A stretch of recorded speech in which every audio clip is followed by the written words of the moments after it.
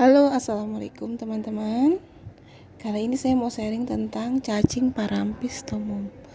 Biasanya terdapat pada sapi, kambing, maupun hewan mamalia yang lain. Ini adalah cacing parampis tomum saat dia masih hidup ya. Biasanya saat baru disembelih akan terlihat seperti ini ya. Merah karena dia menghisap darah. Nah, bisa dibayangkan ya kalau jumlahnya banyak, walaupun dia kecil-kecil, maka hewan akan kehilangan banyak nutrisi karena dihisap oleh cacing ini. Kalau ini adalah penampilan babat, jadi tempat kesukaan cacing ini adalah di bagian perut handuk. Ini pada sapi dan kambing pada saat pemeriksaan hewan kurban ya. Saya ambil sampelnya satu untuk saya koleksi cacingnya di laboratorium.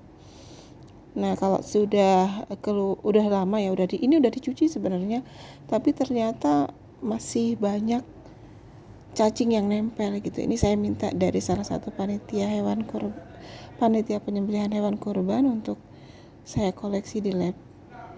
Ini pertama ya, saya ambilin aja bagian atasnya begini ya dengan pinset, tapi karena jumlahnya banyak banget dan sebenarnya ternyata nggak hanya di ujung-ujung perut handuk ini aja, di bagian dalamnya juga banyak gitu. Makanya ya nanti di samping saya ambil dengan pinset, mungkin akan saya kayak saya kucek gitu ya, saya bilas dengan air biar rontok semua nih cacing-cacingnya, biar keluar semua, biar ya kita bisa tahu lah, kita bisa bayangin berapa banyak investasi cacing parampis tomum pada sapi atau kambing ini. Dan ini sebenarnya hanya sebagian aja ya, karena paling yang saya ambil ini ukurannya, karena dia udah dipotong-potong kondisinya ya, saya nggak tahu berapa luasan perut handuk seekor sapi ya. Ini saya ambil sekitar 5 kali 10 cm mungkin. Nah, ini hanya segini aja. Saya cuci, saya kucek-kucek ya biar rontok semua. Cacingnya memang kecil, ukurannya hanya berapa mili ya, mungkin 2-3 mili aja. Tapi kalau dia jumlahnya banyak dan dia mampu menghisap darah, mungkin misalnya ya 1 mili seekor sehari, toh banyak juga kan darah yang dihisap oleh cacing ini ya, karena dia jumlahnya banyak, walaupun kecil tapi banyak. Yang menderita ya ternaknya sih. Dan ini proses pembilasan ini lebih cepat ya daripada saya tadi cabutin satu-satu pakai pinset. Nah, banyak kan? Nah, ini nanti saya satuin dengan yang tadi saya koleksi dengan pinset.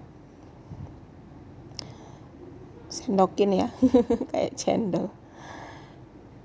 Nah, ini nanti saya cuci beberapa kali sampai dia bersih ya. Jadi beberapa kali pindah petri sebelum nantinya saya masukkan ke alkohol untuk dikoleksi.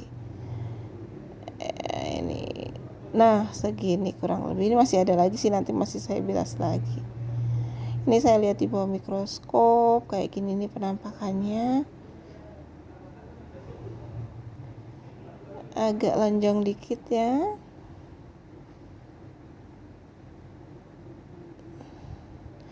Dia ini punya saker di bagian saker atau alat hisap ya, di bagian mulut dan di bagian ventral.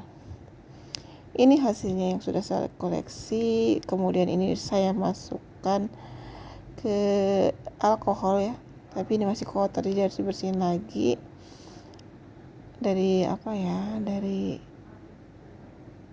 rumput-rumput ya, mungkin sisa makanan ya. Dibersihkan lagi berkali-kali, disortir sampai bersih sebelum akhirnya jadi koleksi, untuk nambah koleksi cacing di laboratorium parasitologi Balai Veteriner Lampung. Nah, kita ambil satu-satu, kita pindahin ke tempat yang lain yang lebih bersih. Jadi kalau udah dimasukin di alkohol, warnanya akan jadi putih ya. Semua cacing kalau udah dimasukin alkohol sebagai bahan pengawet warnanya akan putih. Nah itu bagian sana udah bersih, ini bagian yang kotor masih diambilin satu-satu. Ini yang udah bersih kayak kacang goreng atau kayak apa ya, kayak cendol atau kayak kacang goreng, lucu sih bentuknya. Dan kalau diperiksa di feses, telurnya itu mirip dengan fasciola, hanya warnanya saat ujinya kan sama dengan fasciola untuk trematoda, yaitu dengan uji sedimentasi mamalia atau trematoda mamalia.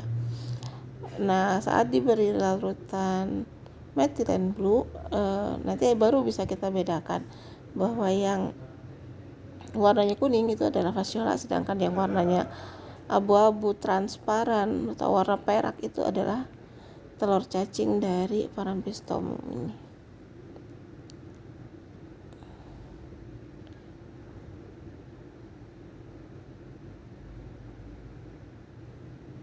Ini udah siap dimasukkan ke dalam botol untuk dikoleksi.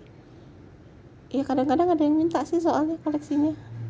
Nah ini pemeriksaan laboratorium pada fesesnya. Ini saya pakai pembesaran 1000 kali. Inilah telur cacingnya. Pakai uji sedimentasi ya. Karena telurnya ini cenderung ukurannya besar ini. Panjangnya itu lebih dari 100 mikron. Terus lebarnya juga. Ini ukuran panjangnya 114 sampai 276 mikrometer ya. Terus ukuran lebarnya 73 sampai 100 mikron. Ini termasuk telur cacing yang berukuran besar, sehingga diperiksanya dengan uji sedimentasi mamalia atau diendapkan. Karena berat jenisnya ini lebih berat daripada air. Bentuknya oval, warnanya abu-abu terang, dan ciri khasnya itu dinding selnya tipis. Ini di bagian bawah ada kenop, di bagian atas nanti ada operculum. Operculum ini kayak apa ya? Kayak pintu untuk keluar lah. Nanti jadi kalau blastomer yang di dalam ini sudah berkembang menjadi larva, maka dia akan keluar lewat operculum ini. Tadi bagian yang ada tanda panah ya. Kan warnanya transparan kan, padahal udah dikasih methylene blue dia akan transparan, sedangkan kalau fasciola warnanya akan kuning keemasan. Gitu tuh cara bedainnya kalau di uji laboratorium. Makasih ya udah nonton, jangan bosen-bosen untuk like, comment, and subscribe ya. Assalamualaikum warahmatullahi wabarakatuh.